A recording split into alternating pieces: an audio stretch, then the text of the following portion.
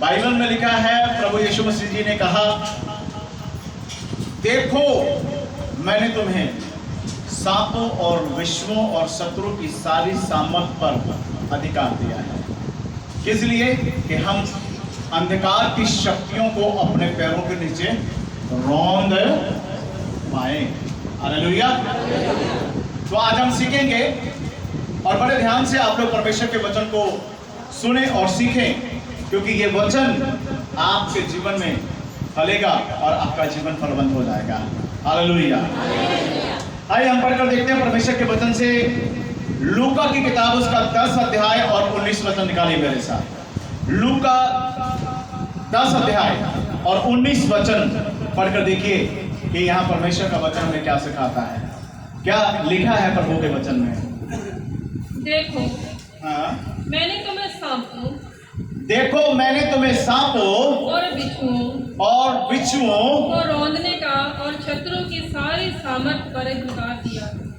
सांपों और बिच्छुओं को रौंदने का और शत्रु की सारी सामर्थ पर तुम्हारा क्या है? अधिकार है इनको रौंदने के लिए। हमारा शत्रु कौन है? कोई भाई बहन हमारा शत्रु नहीं है। कोई भी भाई बहन हमारा शत्रु नहीं है। हमारा एक भी शत्रु है जिसको हम शैतान के नाम से जानते हैं, जिसको हम शैतान के नाम से जानते हैं। जो शैतानी शक्तियां हैं, जो भूत और प्रेत हैं, सांपों और विषयों की बात की गई है, उनको रौंदने की बात की गई है। सांप इसलिए बोला गया क्योंकि अदन की वाटिका में आपने देखा था कि हवा को बहकाने वाला कौन था? शैतान था, जो सांप के रूप में था। अलग अलग तरीके से शैतान अपना रूप बदलता और काम करता है। सुनिए, लिखा है कि परमेश्वर ने आपको अधिकार दिया है। ये अधिकार किनको है, ये भी जान लेना बहुत जरूरी है। हर विश्वासी भाई बहन कहे कि लियाओ मैं प्रार्थना करता हूं, शत्रु की सारी सामर्थ के ऊपर मेरा अधिकार है, तो वो प्रार्थना करेगा। प्रार्थना करनी कोई बुरी बात नहीं है, लेकिन इन चीजों से लड़ने के लिए आपका जीवन कितना तैयार है वो मायने रखता है। मैं ऐसे कई विश्वासी भाई बहनों को जानता हूं जो ये कहते हैं, प्रभु के वचन में लिखा हुआ है, जाओ बीमारों के ऊपर हाथ रखो और बीमार क्या हो जाएंगे? चंगे हो जाएंगे। जिन्होंने बपतिस्मा लिया है, लिखा है कि जिन्होंने बपतिस्मा लिया है, जिनका उद्धार हुआ है, वो जाएं, जाकर क्या करें? प्रार्थना करें, बीमार क्या हो जाएंगे? चंगे हो जाएंगे। सच्चाई बोल रहा हूं, ध्यान से सुन लेना। आप लोग जो मुझे ऑनलाइन देख रहे हैं, सुन रहे हैं, वो भी ध्यान से सुनिए। होता क्या है? जाते हैं ऐसे लोग, बाइबल को पढ़ लेते हैं, फटाफट उत्साह हो जाता है और एकदम ही बड़ा अपने आप को समझते हैं कि हम पावरफुली बन गए हैं। उन वचनों को पढ़कर जाते हैं, प्रार्थना करते हैं, जाते हैं, घर पहुंचते पहुंचते वही दुष्ट आत्माएं फिर उनके अंदर से बोलना शुरू हो जाती हैं। फिर अपने पास्टर जी को फोन करेंगे, पास्टर जी वहां प्रार्थना करने गए थे, पता नहीं क्या हुआ। वो सब कुछ मेरे साथ ही हो गया। होता क्या है? इनके लिए बोला ये वचन। ये वचन जो आप लोग सुन रहे हो, पढ़ रहे हो, ये उनके लिए है जिनको परमेश्वर ने अपनी सेवा के लिए चुन लिया है। समझे आप लोग? ये वचन उनके लिए है जिनको परमेश्वर ने अपनी सेवा के लिए बुला लिया है। आपको कहा है, मेरी सेवा के लिए खड़ा हो जा। जब परमेश्वर इस तरीके से बुला लेता कि मेरी सेवा के लिए या मेरी सेवा के लिए खड़ा हो जा, उस व्यक्ति के लिए परमेश्वर ये सामर्थ्य दे देता है कि तुम मेरा काम कर और मैं तेरे जीवन के द्वारा अद्भुत रीति से काम करूंगा। ये वचन हर विश्वासी भाई बहन के लिए नहीं है, ठीक है। मैं यूपी साइड में जाता हूँ मीटिंग करने के लिए, मैंने देखा बहुत से लोगों को, उनको अभी 6 महीने हुआ होता है प्रभु में आए हुए, वो भी किसी के लिए दुआ करता है और बाद में कहता है कि पासी पता नहीं क्या बात है ना, ये ना मेरे कांधों की बना बहुत ज्यादा वजन पड़ा है। तो मैं पूछता हूँ यार ये वजन क्यों पड़ा है, ऐसा क्या किया आपने? पता नहीं, फिर अपने आप ही बता भी देते हैं, कहते हम ना किसी के घर गए तो दुआ करने को, 2 दिन से हो गया, इतना वजन पड़ा रहता है, हमको चैन नहीं आता है। मैं कह, ये चैन तुझे आएगा भी नहीं, तू बेचैन ही रहेगा। बोला सर ऐसा क्यों? मैंने वो ऐसा इसलिए, तुझे किसने बोला भी जाके? कहते हमारे पास्टर जी, कई ऐसे पास्टर भी हैं, माफ करना मुझे पास्टर लोगों, है ना, कई ऐसे पास्टर भी हैं जो शिक्षा सही नहीं दे पा रहे हैं। कहते हाँ दूसरों के लिए प्रार्थना करोगे तो परमेश्वर तुम्हारे लिए भी भला करेगा। हाँ जी, मैंने तो ऐसा कोई शब्द बाइबल में पढ़ा नहीं कहीं, इतने साल हो गए मुझे सेवा करते। दूसरों के लिए प्रार्थना करोगे, वो जाते हैं, कोई बोल देता है हाँ भैया अच्छा पास्टर जी को हमने फोन लगाया था भैया, तो पास्टर जी ने फोन नहीं उठाया, तो हमने सोचा फिर आप पास्टर जी के साथ आते जाते हैं, आप ही से दुआ करा लेते हैं। वो बड़ा खुश हो जाता है, कहता है हाँ जी ठीक है, हम कर देते, जैसे भी टूटी फूटी आती कर देता है, बाद में भुगतना पड़ता है।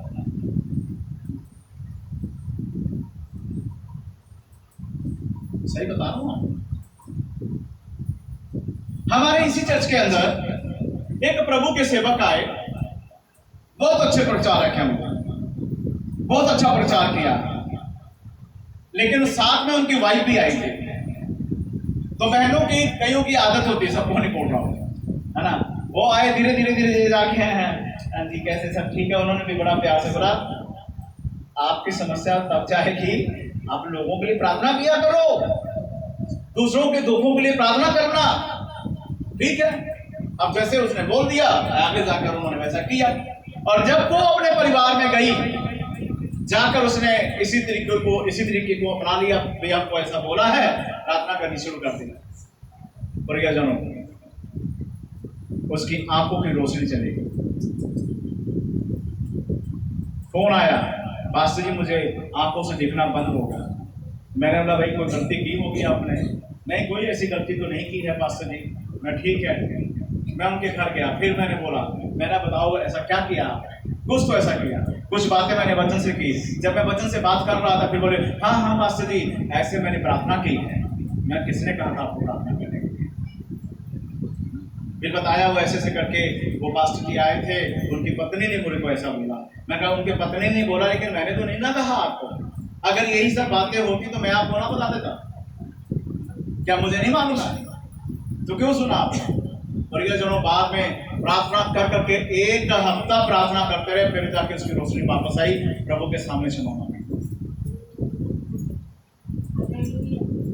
अगर आप मिलना चाहेंगे हम मिला भी सकते हैं, कोई ऐसी कहानी, कोई बनावटी कहानी नहीं है ये सब जो बता रहा हूं मैं आपको। कहते हैं जिसका काम उसी को, हाँ जी, जिसका काम उसको करने दो।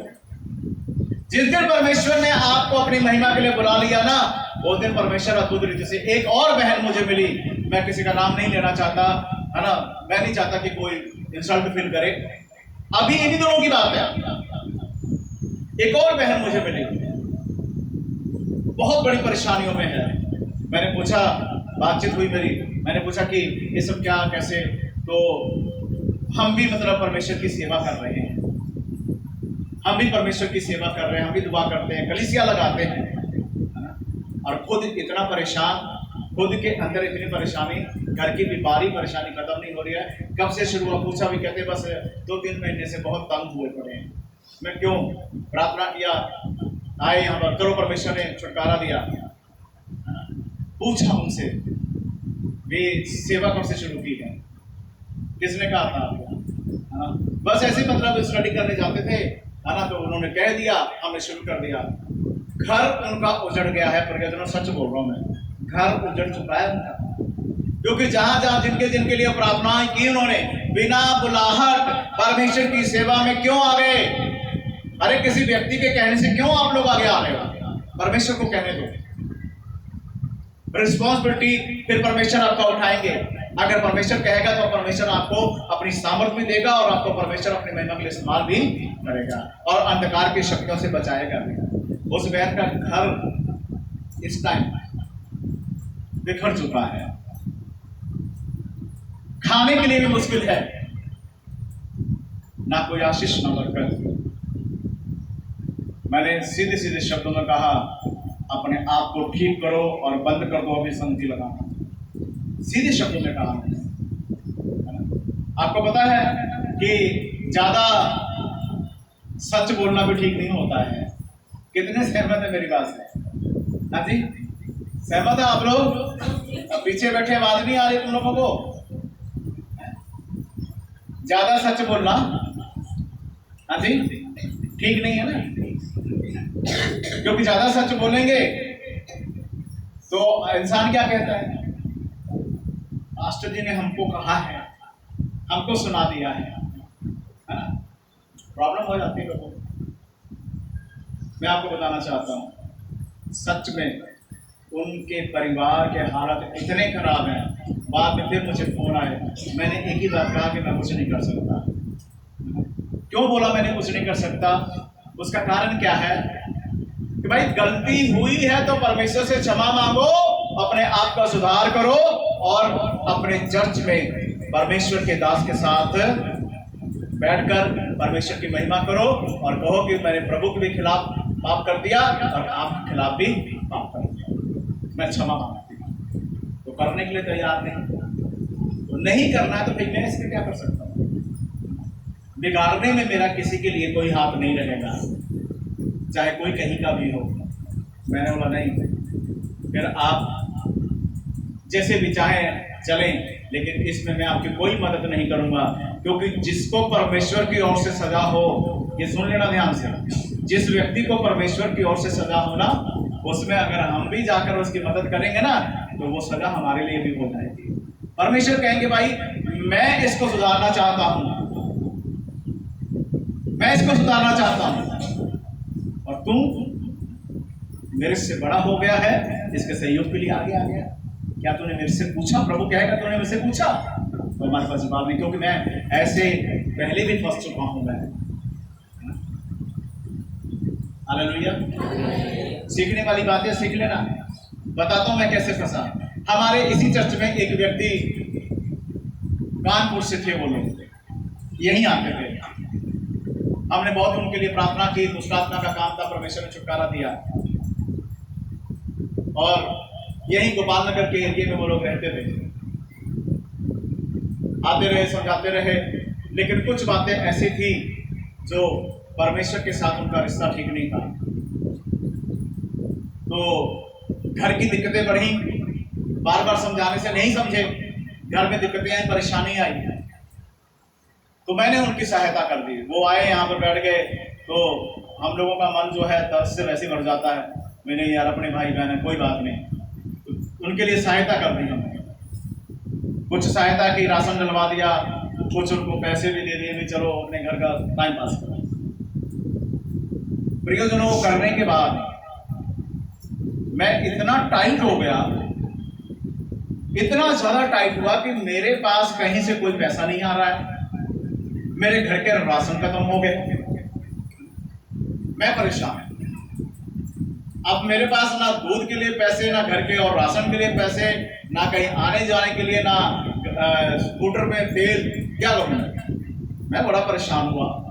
फिर मैं प्रभु के चरणों में बैठा, मैंने कहा प्रभु ये मेरे साथ क्या हो रहा है, मैंने ऐसा क्या कर दिया है, मैंने ऐसा क्या किया? प्रभु से पूछा मैंने ऐसा क्या किया है जिसकी वजह से मेरे लिए सारे रास्ते बंद हो चुके हैं, क्या हुआ? प्रार्थना करते रहे। ज्यादा तंग होने के बाद 1 हफ्ते के बाद प्रार्थना का उत्तर मिला। प्रभु ने कहा भी जिन लोगों के लिए मैंने रास्ते बंद किए हैं उनके लिए तू क्यों खड़ा हुआ? मैं समझ नहीं पाया। मैं कहा प्रभु तो तो प्रभु ने मुझे पूरी पिक्चर दिखाई, कहा कि इनके लिए तो मैंने रास्ते बंद किए, इनको कोई कुछ नहीं दे रहा था, कोई कुछ नहीं कर रहा था। मैं चाहता था ये लोग प्रॉपर अपना सुधार करें और प्रॉपर रीति से मेरे वचन के अनुसार अपना जीवन व्यतीत करें, लेकिन तू इनके साथ खड़ा हुआ। इनको तूने राशन भी लेकर दिया और इनको पैसा भी, इसलिए उनकी सजाएं अब तू भुगत। मैंने प्रभु ऐसा क्यों?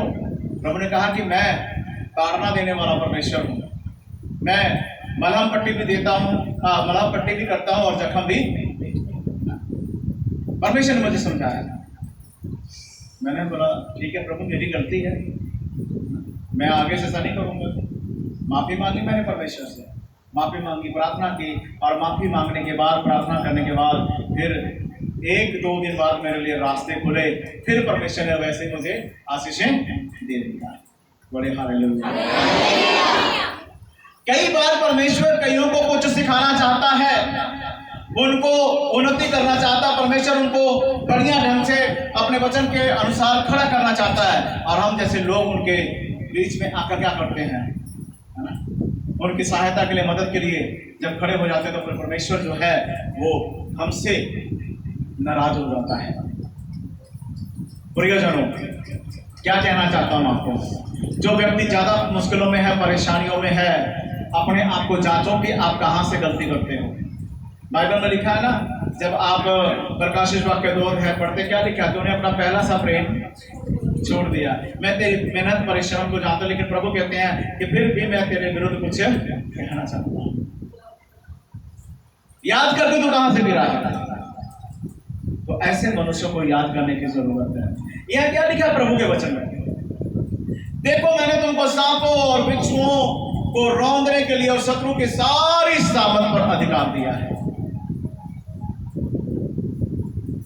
तुम उन्हें अपने पैरों के नीचे कुचलोगे और उनसे तुम्हें कोई हानि ना होगी। हालेलुया। सुन लो ध्यान से, उनसे तुम्हें कुछ हानि ना होगी, पर केवल ये वचन उन लोगों के लिए है जिनको परमेश्वर ने अपनी सेवा के लिए, अपनी महिमा के समय खड़ा किया हुआ है। हर एक व्यक्ति ऐसे करना मत शुरू कर देना, कहना है ना कि हमने वचन से सुना है और ऐसा लिखा है, नहीं प्रियजन। हाँ, प्रार्थना करें, अपने परिवार के लिए प्रार्थना करें, अपने लिए प्रार्थना करें, और प्रभु के सामने बैठे कहें कि प्रभु मुझे अंधकार की युक्तियों, शैतानी शक्तियों से बचा। अपने परिवार में अपने लिए प्रार्थना करें, ना कि दूसरों के लिए। करोगे तो फंसोगे। और जितने प्रभु के सेवक लोग इस तरह कहते हैं, सबके लिए प्रार्थना किया करो। मैं कहता हूं अपने आप को पहले मजबूत कर लो, अपने आप को पहले ठीक कर लो।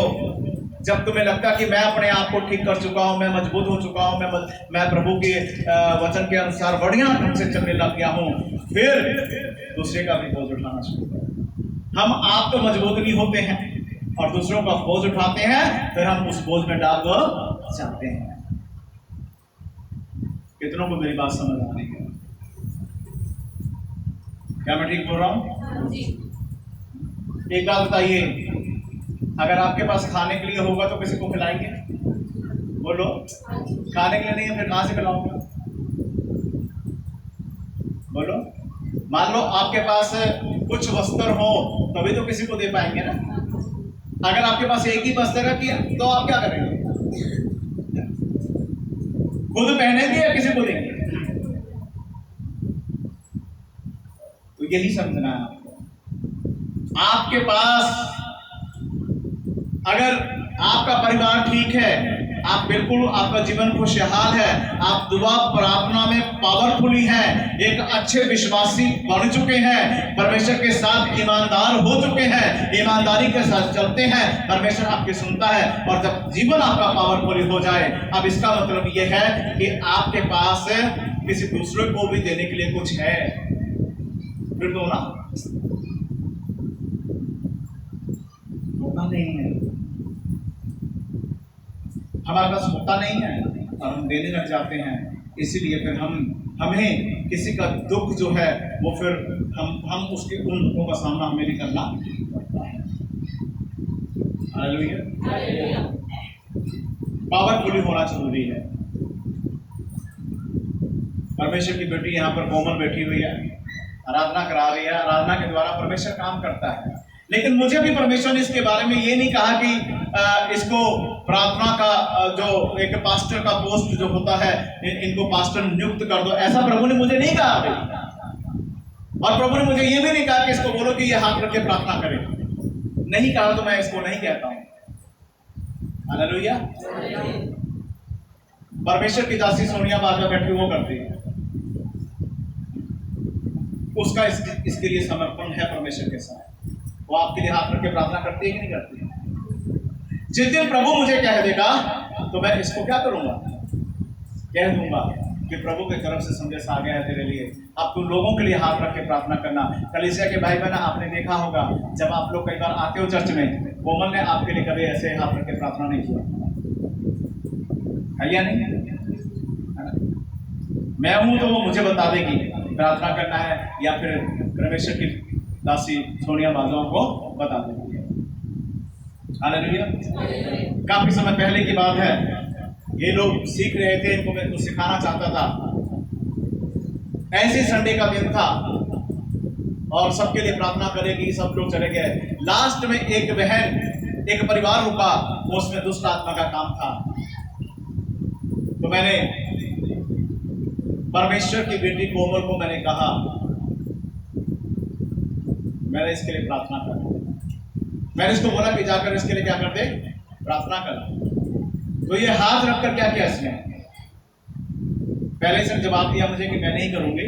मैंने बोला आपको मैं बोल रहा हूँ ना प्रार्थना करो। मैंने बोला मैंने आपको कहा करो, तो इसने प्रार्थना की हाथ रख के। और जब हाथ रख के प्रार्थना की, थोड़ी देर के बाद में वो लोग चले गए। लेकिन जो उसको कष्ट था, जो उसको तकलीफ थी, वही तकलीफें इसको होने लगी।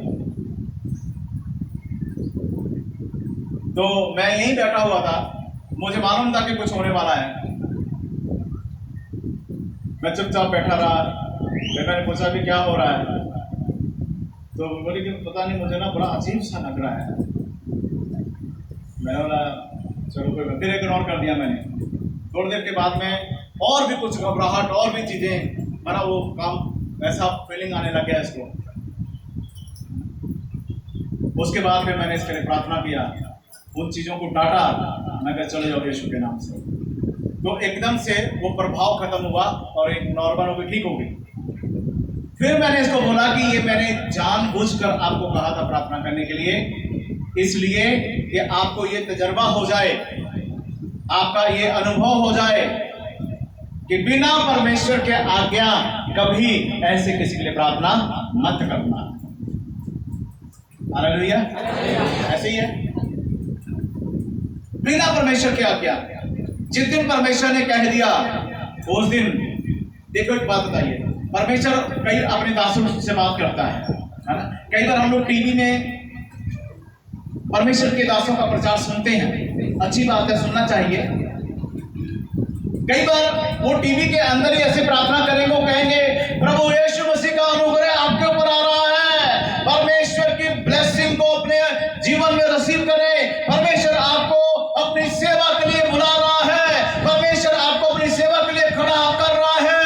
और आप भी खड़े खड़े वहां पर, लोग वहां पर प्रार्थना करते हैं, आप भी खड़े खड़े वहां पर रिसीव करेंगे और टीवी के अंदर तालियां बजनी शुरू हो जाएंगी, आपकी भी ताली शुरू हो जाएगी, आप भी धीरे धीरे धीरे शुरू हो जाएंगे। अभिषेक आ गया है। इमोशनली जो इमोशन होकर आप लोग भावुक होकर इस तरह के काम ना करें, फंस जाओगे। प्रियजनों, जिस चर्च में आप जुड़े हैं ना, परमेश्वर उसको बता देगा। खड़ा कर परमेश्वर को। एक बात बताइए, परमेश्वर के वचन में लिखा हुआ है, एलिया को परमेश्वर ने कहा कि जाके एलीशा को क्या कर, सोने वाले भाई बहन जाग जाएं, इधर आंखें खोलकर बैठिए। हालेलुया।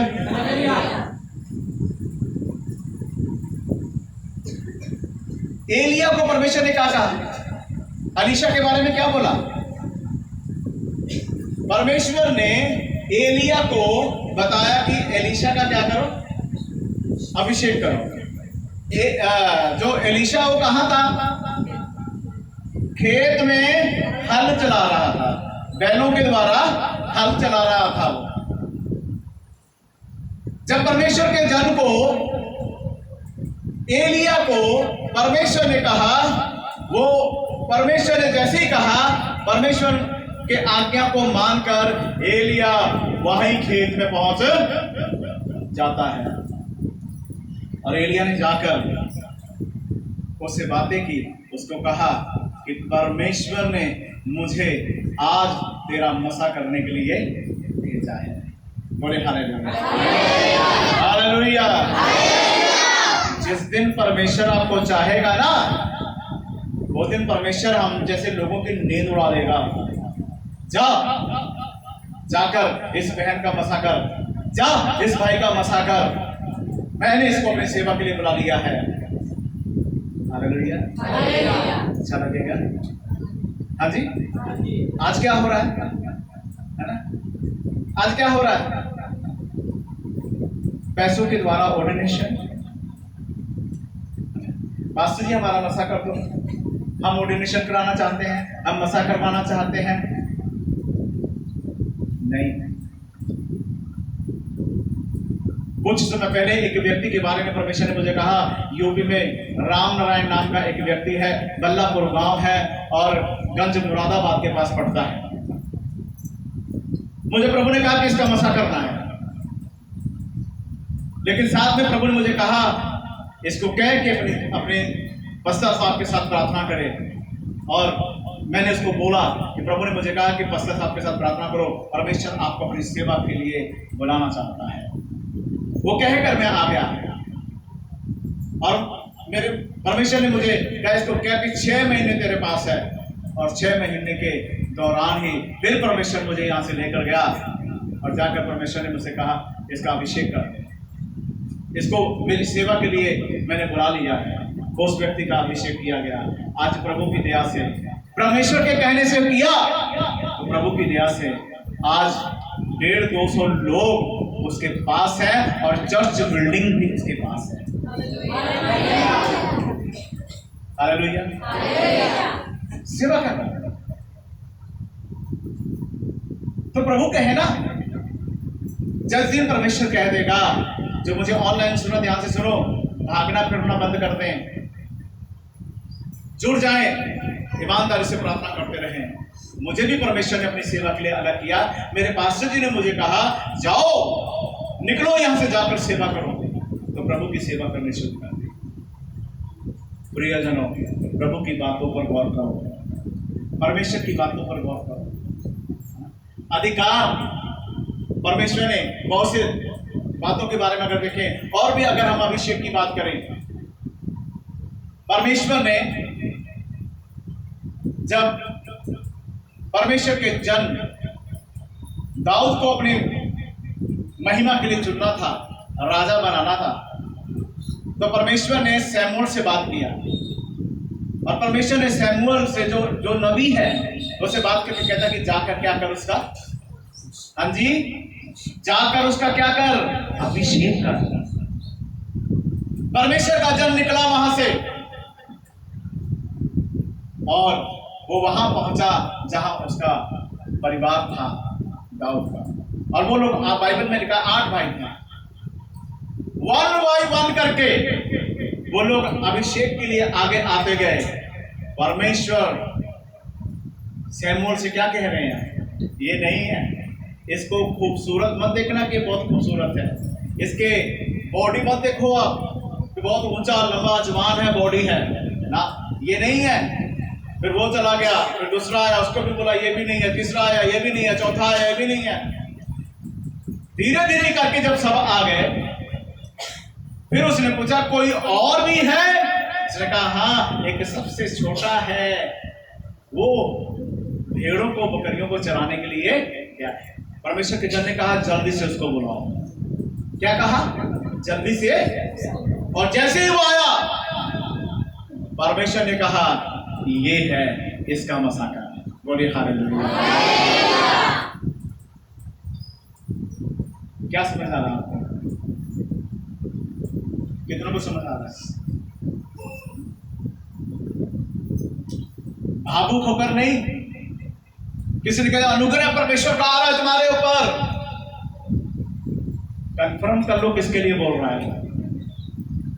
ऐसे तो मैं यहां पर खड़ा होकर कहता हूं परमेश्वर का अनुग्रह आपके ऊपर आ रहा है। परमेश्वर मान लो अभी मैं सरसों के तेल के साथ आपको उसको मसा कर आपके माथे पर लगाऊं, तो क्या उसका मतलब ये हो गया कि आपको अभिषेक हो गया है? नहीं, वो इसलिए लगाया गया कि आपका जीवन और पवित्र हो और भी ज्यादा आप परमेश्वर के वचन के अनुसार ईमानदारी से चलने वाले बन जाए। हालेलुया। समझ रहे हैं आप लोग? समझना पड़ेगा प्रिय।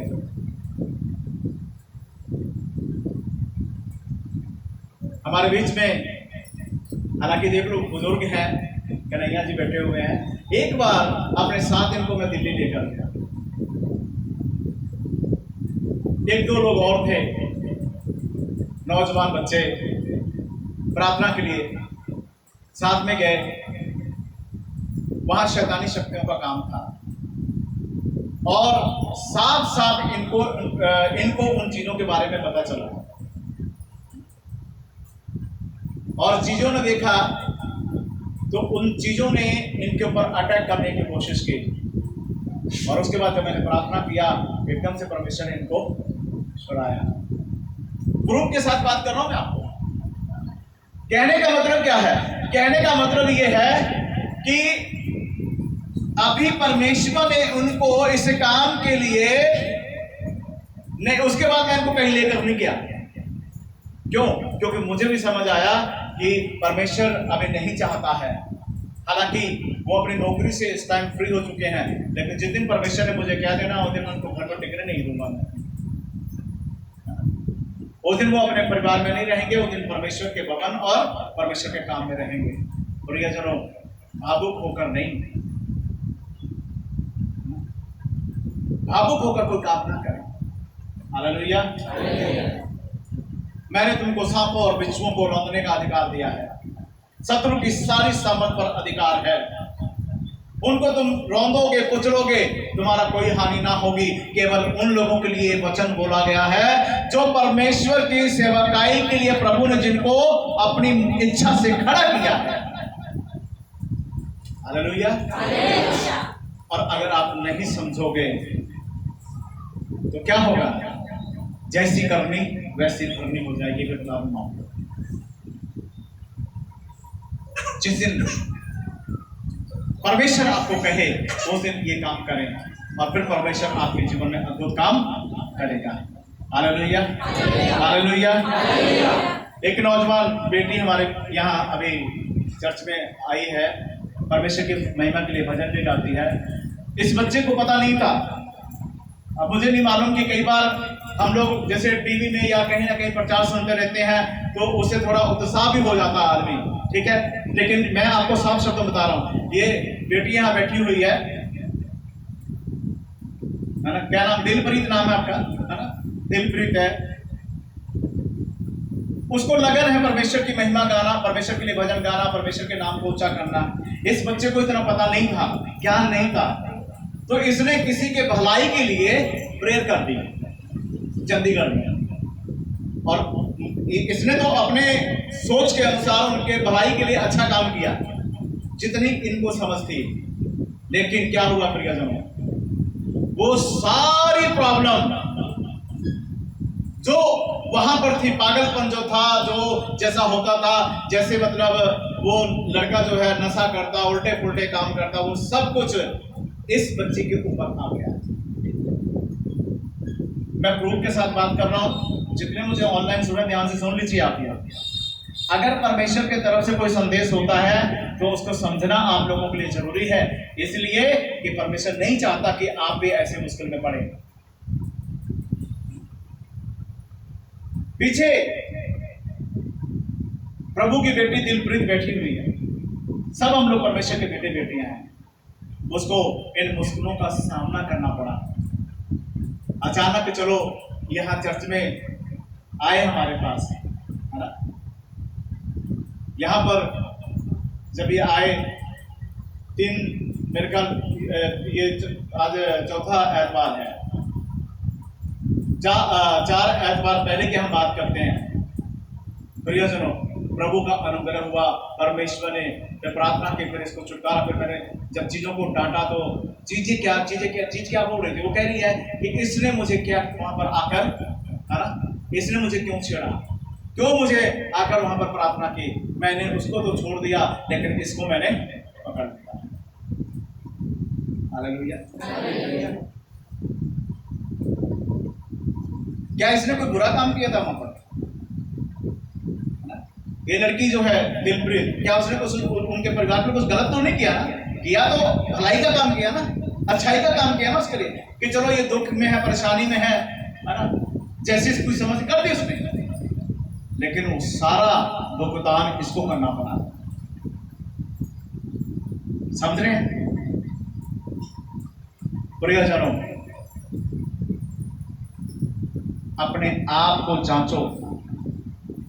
जिस काम के लिए प्रभु ने आपको अपने महिमा के लिए बुलाया है, चर्च में आकर वचन सीखने के लिए बुलाया है, विश्वासी बनकर आप एक अच्छा जीवन, विश्वास का जीवन प्रभु के वचन के अनुसार जिए, है ना। ऐसे कामों के लिए हाथ मत डालें। कोई कितना भी कहे आपको, बोलिए कि हमारे चर्च में आ जाइए, प्रार्थना करवा लीजिए, वहां से करवाइए प्रार्थना। अगर नहीं तो मैं आपके लिए अभी कुछ नहीं कर सकती, मुझे ये अधिकार नहीं है। माफ करना मुझे, कई लोग हीरो बनने की भी कोशिश करते हैं। हाँ, कई लोग ना हीरो बनने की कोशिश, फिर हीरोगिरी फिर निकल जाती है। हालेलुया। एक बात बोलना चाहूंगा आपको। सोचते होंगे यार, पिछले एतवार को भी बड़ा गर्म प्रचार था। ये पास्टर जी जब भी प्रचार करते हैं कुछ गर्म ही बोलते हैं। तो मैं आपको बता दूं, ये मेरा शौक नहीं है, गर्म प्रचार करना मेरा शौक नहीं है। परमेश्वर आपसे प्यार करता, वो आपको परफेक्ट बनाना चाहता है, और जब आप परफेक्ट बन जाएंगे, आप परमेश्वर के साथ स्वर्ग राज्य में उठाए जाएंगे। इसलिए ये प्रचार, अरे मीठी मीठी बातें तो सभी करते हैं ना। हमारे प्रभु यीशु मसीह का क्या काम था? जब शास्त्री और फरीसी लोग आते थे तो यीशु मसीह क्या कहते थे? यूहन्ना बपतिस्मा देने वाले के पास में कुछ लोग आए बपतिस्मा लेने के लिए, कहते हैं हमें भी बपतिस्मा दे दो। क्या बोला उन्होंने? हाँ जी, बोलो बोलो। हे सांप के बच्चों, तुम्हें किसने जताया कि आने वाले क्रोध से? हालेलुया। क्या कहा? सीधा सीधा बोला। मतलब कहने का मतलब है कि तुम्हारी चाल तो सांप की तरफ टेढ़ी है और तुम बपतिस्मा लेने आए। हालेलुया। प्रियजनों, जो कोरी बातें करता है, साफ सुथरी बातें करता है, खरा प्रचार करता है, परमेश्वर उससे बहुत ज्यादा प्रेम करता है। हालेलुया। दूसरी बात, जो इन कोरी बातों को जो सुनता है और जो इन वचनों को रिसीव करता है, परमेश्वर सुनाने वाले से ज्यादा सुनने वालों को प्रेम करता है। इसलिए कि तुम एक अच्छी बातों को अपने जीवन में रिसीव कर रहे हैं। चिकनी चपड़ी तो बातें बहुत है मेरे पास में, चुटकुले बहुत सुना सकता हूं मैं आपको, हंसा बहुत सकता हूं आपको, लेकिन ये चीजें तो स्वर्ग में नहीं जाएंगी ना। लेकिन हालेलुया। इसलिए सही ढंग के साथ प्रभु के साथ जुड़े और वही काम करें जो परमेश्वर चाहता है। हालेलुया। इसलिए प्रियजनों, अधिकार की बात हम कर रहे थे कि ये अधिकार किसको है? जिनको परमेश्वर ने अपने लिए खड़ा कर लिया है, जिनको परमेश्वर ने अपने सेवकाई के लिए चुन लिया है, उनको ये अधिकार, ये पावर प्रभु ने दिया है। हर एक व्यक्ति विश्वासी भाई बहनों, हाथ रखना छोड़ो, हाथ रखकर दुआ प्रार्थना करना बंद कर दो, कहीं तुम मुश्किल में ना पड़ जाओ। मैंने कई उदाहरण दे दिए हैं। किसी की इच्छा हो, जो मुझे ऑनलाइन देख रहे हैं, आप में से भी किसी की इच्छा हो कि जिन लोगों के साथ ये घटनाएं घटी हैं उसको मिलना चाहते हैं, तो आप मिल सकते हैं। मैं आपको अपना नंबर दे देता हूं, बोल देता हूं, लिख लीजिए 9888209348 के ऊपर आप कॉल कर सकते हैं। फिर से बोलता हूं 9888209348 के ऊपर आप कॉल करना। मैं ऐसे लोगों से आपको मिला सकता हूं जिनके साथ ये घटनाएं घटी हैं। वो ज्यादा दूर नहीं रहते, हमारे आसपास ही रहते हैं। हालेलुया। इसलिए प्रभु की बातों को समझो, और ये चीजें जो परमेश्वर ने आपको दी हैं, जो हमें परमेश्वर ने दी है, इसके बारे में आपको और मुझे प्रियजनों गंभीरता के साथ सोचना चाहिए कि नहीं, अगर आपको प्रभु ने विश्वासी का जीवन दिया है ना, तो आप एक अच्छे विश्वासी बन जाओ। एक अच्छा विश्वासी का क्या क्या काम है? एक अच्छे विश्वासी की क्या पहचान है? कुछ गुण बताइए मुझे, जल्दी जल्दी बताइए, टाइम खत्म हो रहा है। एक अच्छे विश्वासी के क्या गुण होते हैं? क्या क्या गुण होते हैं?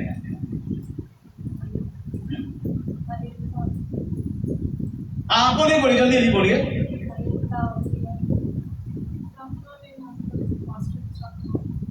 एक अच्छे व्यक्ति के, अच्छे विश्वासी के अंदर क्या क्या गुण है? सबसे पहला गुण, सुन लो ध्यान से, सबसे पहला गुण, वो अपने जीवन का दसवांश प्रभु को देता है। मैं जीवन की बात कर रहा हूं, मतलब वो 24 घंटे में 3 घंटे परमेश्वर के साथ बिताता है। कम से कम 3 घंटे जो दसवांश बनता है, उससे अधिक भी करने वाले हैं लोग। सबसे पहली बात, एक अच्छे विश्वासी का जो गुण है वो क्या है? प्रार्थना का, मतलब परमेश्वर के साथ समय बिताना। हालेलुया। दूसरा गुण क्या है? परमेश्वर के साथ ईमानदारी दिखाना। दूसरा गुण, परमेश्वर के साथ ईमानदारी दिखाना। तीसरा गुण क्या है? परमेश्वर के साथ वो विश्वासघात नहीं करेगा। उसका जीवन विश्वासघाती नहीं होगा, घात करने वाला नहीं होगा। हालेलुया। इसके बाद फिर वो अपने जीवन की कमाई का, पैसे का सारा दसवांश देगा, क्योंकि वो ईमानदार है, विश्वासघाती नहीं है। जो प्रभु ने कहा वो करेगा ना। तो अपने पैसे का सारा दसवांश, है ना। कई बार कईयों को कन्फ्यूजन होती है कि हमारे परिवार में 5 लोग काम करते तो 5 लोग दसवांश देंगे, घर का एक व्यक्ति दे तो रहा है। तो आपको बता दूं, परमेश्वर के वचन का ये नियम है, अगर 5 के आपके घर में 10 है, 10 काम करे तो 10 को दसवांश देना पड़ेगा। ये किसी पास्टर का नियम नहीं है, ये प्रभु के वचन का नियम है। तो एक अच्छा विश्वासी जो होता है, अपने परिवार को गाइड करता है और अपने परिवार के साथ, परमेश्वर के साथ वफादार दसवांश देता है। ये चौथी बात है, पैसे का दसवांश। और 5वीं बात उसके जीवन में ये होती है कि वो अपने राशन का सारा दसवांश प्रभु के भवन में, प्रभु के चरणों में दे के आएगा। 5वीं बात। हालेलुया। और 6वीं बात, जो कुछ भी वो खाता है, सब्जियां, वो उसका भी दसवांश प्रभु के भवन में लेकर आएगा। हालेलुया। इन सब बातों से ये प्रूफ होता है कि एक अच्छा विश्वासी है। हालेलुया। 7वीं बात, अपने पास्टर जी का आज्ञाकारी रहेगा। हालेलुया। क्या रहेगा वो? अपने पास्टर का आज्ञाकारी रहेगा, है ना? वो जो कुछ करेगा अपने पास्टर जी से पूछे बिना नहीं करेगा। हालेलुया। जिसमें से एक मैं भी हूं। मुझे कोई प्रोग्राम करना होता है, सबसे पहले मैं अपने पास्टर से बात करता हूँ, डिस्कस करता हूँ, पास्टर जी मैं ऐसा करना चाहता हूँ, आप बताओ मुझे ये करना चाहिए या नहीं करना चाहिए, ये मैं कर लूँ या ना करूँ। आप बोलो, आप जैसे बोलोगे। बहुत सी बातों में वो मुझे सहमति जताते हैं कि हाँ ये काम ऐसे ठीक रहेगा, इसको कर लो, और बहुत सी बातों में कहते हैं नहीं ये काम आगे चलकर नुकसान हो सकता है, मत करो। तो कोई बात नहीं, छोड़ देते हैं।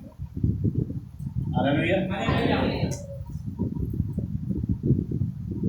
जितनी बातें मैं बोल रहा हूं, क्या ये सब आपके जीवन में पाए जा रहे हैं? एक अच्छे विश्वासी के जीवन के गुण ये होते हैं। हालेलुया। एक अच्छे विश्वासी के जीवन के गुण, प्रियजनों, परमेश्वर ने, आप जब एक अच्छा विश्वासी बन जाओगे ना और अपने घर के लिए प्रार्थना करोगे, कहोगे कि प्रभु तेरे वचन में लिखा है सांपों और बिच्छुओं को रौंदने के लिए तुम्हें अधिकार दिया है। जो मेरे परिवार के अंदर ये सांप बिच्छू शत्रु का सामर्थ काम करता ना, इसको मैं यीशु के नाम से खत्म करती हूँ या खत्म करता हूँ, उसी टाइम आपके परिवार के जीवन में काम होगा।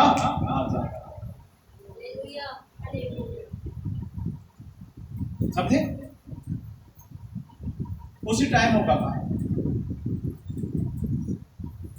आज आप लोग दुआ करते हो अपने परिवारों में, प्रभु मेरे जीवन में ये काम कर, ये चमत्कार कर, कोई नहीं पा रहा है, बदलाव नहीं हो रहा, क्यों? सोचना पड़ेगा। हालेलुया। इसलिए परमेश्वर के बेटे बेटियां हैं आप लोग, परमेश्वर के वचन को समझें और परमेश्वर के वचन के अनुसार अपने जीवन को तैयार करें। कितनों को प्रभु का वचन समझ आ रहा है? कैसा होना चाहिए आपका जीवन? विश्वासियों का जीवन कैसा होना चाहिए? हाँ जी, कैसा विश्वासियों का जीवन होना चाहिए? घर में बैठने से कुछ नहीं होगा, समय बिताइए, प्रभु के भवन में ज्यादा से ज्यादा आकर बैठकर प्रार्थना कीजिए। परमेश्वर आपके जीवन में अद्भुत रीति से काम करेगा। परमेश्वर आपके जीवन में अद्भुत रीति से आपको वो उठाएगा और परमेश्वर आपको आशीषों और बरकतों से भरेगा। हालेलुया। इसलिए प्रभु की बातों के ऊपर गौर करें। आज हमने एक ही वचन पढ़ा है, परमेश्वर ने आपको सांपों और बिच्छुओं को रौंदने का अधिकार दिया है। विश्वासी भाई बहनों, अगर तुम चाहते हो तुम्हारे घर में ये वचन, इस वचन के द्वारा काम हो, अपना जीवन ईमानदार बना लो, आपके परिवार में ये वचन अपना काम करेगा और शत्रु की सारी सामर्थ्य से आप उसको रौंदोगे और उनसे तुम्हें कोई हानि ना पहुंचेगा। हालेलुया। पर कभी मास्टर बनने की कोशिश ना करें। हालेलुया। कभी आप जब तक परमेश्वर ना कहे तब तक किसी और के लिए प्रार्थना के लिए ना चाहें, नहीं तो दिक्कत में पड़ जाएंगे आप। सो परमेश्वर आप लोगों को आशीष दे, परमेश्वर आप लोगों को बरकत दे। अपनी आंखों को बंद करें और प्रभु का धन्यवाद करें। सब लोग अपनी आंखों को बंद करें और प्रभु का धन्यवाद करें। महान परमेश्वर को धन्यवाद करते हैं, प्रभुओं के प्रभु हम धन्यवाद करते हैं, राजाओं के राजा हम धन्यवाद करते हैं, स्वर्गीय पिता हम धन्यवाद करते हैं। आप दयालु परमेश्वर हैं, कृपालु परमेश्वर हैं, अनुग्रहकारी परमेश्वर हैं। प्रभु हर एक के ऊपर दया करें, प्रभु हर एक के ऊपर कृपा करें। हर प्रकार की अंधकार की योजना यीशु के नाम से दूर हो जाए और प्रभु प्रत्येक को प्रभु अपने लोगों में छुपाएं। इनका जीवन ईमानदार बन जाए प्रभु, एक अच्छे विश्वासी बनकर प्रभु आपके नाम की महिमा करें। इनका जीवन एक अच्छा विश्वास योग हो जाए प्रभु। आपका अनुग्रह कृपा करें प्रभु, सबके ऊपर आपकी दया हो, सबके ऊपर आपका अनुग्रह हो। इनकी जिंदगी में बढ़े और ये आपके वचन के अनुसार चले और ईमानदारी से प्रभु चलने का इनका जीवन फलदार हो। आशीषित करें, अनुग्रह करें। इस प्रार्थना को प्रभु यीशु के नाम से मांगते हैं, आमीन।